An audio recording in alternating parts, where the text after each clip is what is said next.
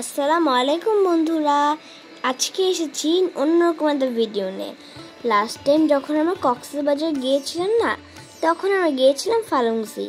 জায়গাটা খুব সুন্দর, জায়গা ছোট হলেও খুব সুন্দরভাবে ডেকোরেশন।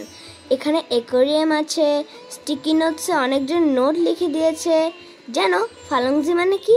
ফালুংসি মানে হচ্ছে গিয়ে রাখাইনদের ভাষায় কক্সবাজার।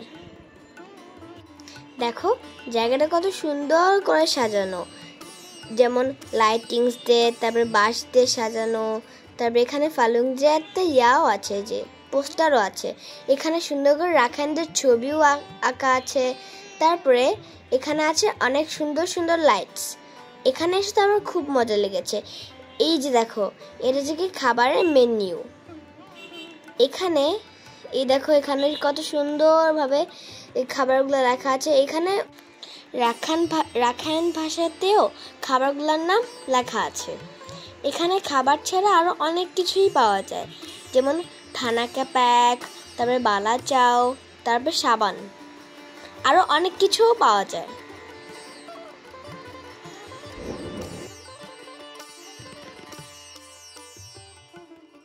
এই তো চলে আসছে আমাদের খাবার। দেখো ওরা কত সুন্দরভাবে সাজিয়ে দিয়েছে খাবারগুলো। এখানে আছে ইলিশ মাছ, তারপরে ঝিনুকের কারি, তারপরে চিকেন, বেগুন আর বিফও আছে, এবং বাঁশকরলা আছে।